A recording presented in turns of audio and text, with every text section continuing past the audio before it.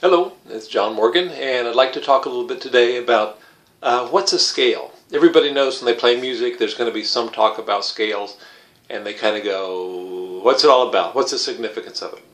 I would think the scale could be compared to the skeletal structure. If you were going to be a doctor and study the body, you may want to start with the skeleton to see how it all hangs together. And that's kind of what the scale does. A scale helps everything musically to hang together. So in a technical sense, what a scale is, we have different ways we can divide the octave. And a scale is a way to divide the octave into musical intervals. Now the interval is a space, the musical distance from one note to another. So an octave is an interval of 8 steps, or in a scientific sense, is when a tone doubles its frequency. In other words, if this note is vibrating, say, A is vibrating 440 times a second. If you double that frequency, the number of vibrations per second, it would be 880 times a second. That would be an octave. So an A would sound like this. And when you listen to a note like that, you go, oh, it sounds the same but higher, sounds the same but different. So that's what an octave is. Different cultures divide octaves in different ways, but the Western musical system divides the octave into basically 8 steps, and it's a formula that can be put together. On the guitar, it's a series of half steps and whole steps. A whole step on the guitar is the distance of 2 frets. So we'll talk about the G scale today. G to A, that's a whole step. So if I just went up 1 fret, that would be a half step, musically speaking. So the formula for a major scale is you start on a tone, then you go whole step, half step, then whole step,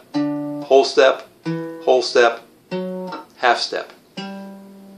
So in the key of G, that's this. The 3rd fret is a low G, whole step, A, whole step, B, half step brings us to C. A whole step from there, D, E, F sharp, and then G, an octave higher. Okay? But we don't play the guitar like it's just made out of 1 string. We got the strings that go all the way across. So here's the scale, and this is a pattern. Every note is going to be fretted. So if you learn how to play this, you can move it up and down the neck, and I'll tell you more of that in just a second. But start with your middle finger on the 3rd fret of the low E string. That's a G note right there. So now we can do our pattern of, there's G, whole note, whole step, half step, whole step,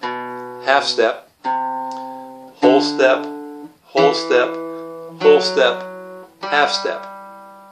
So we can say we're playing this in 2nd position, which means any note that falls in the 2nd fret will be used with it. We'll fret that with our 1st finger. If it's in the 3rd fret, we'll use our middle finger, ring finger, little finger. So here's our pattern, and I'll say it by strings. We'll start by fingers. 2nd finger, 4th finger, 1st, 2nd, 4th, 1st, 3rd, and 4th. So let's do that 1 octave G scale together. Ready? Go.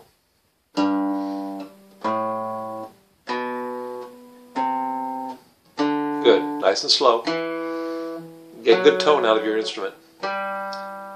Now from there we can go on and easily get another octave scale right here. Start with your little finger, 4, 4th finger, 1st finger, 3rd finger, little finger, 2nd finger, little finger, 1st finger, and 2nd finger. Okay? Let's go all the way from the bottom, and I'll tell you which finger to use. Middle finger on the 3rd fret of the low E string. So we'll go 2nd finger, 4th, 1st finger, 2nd, little finger, 1st, there's 3rd finger, 4th finger, 1 octave, 1st finger, 3rd finger, little finger, 2nd finger, 4th finger, 1st finger, and then 2nd finger. Of course, you want to learn it to go down as well as up. Backwards would be this. 2nd finger, 1st, little finger, 2nd finger, little finger, third finger, first, fourth, third, first, fourth, second, first, fourth finger, back home to G. Now, you want to practice this so you can go right across and back. You'll notice there are no open strings there, which means this is totally portable.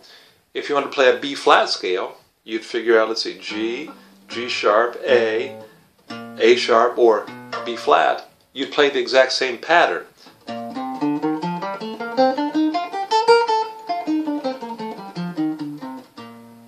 Okay, so that pattern, that scale pattern, is totally portable.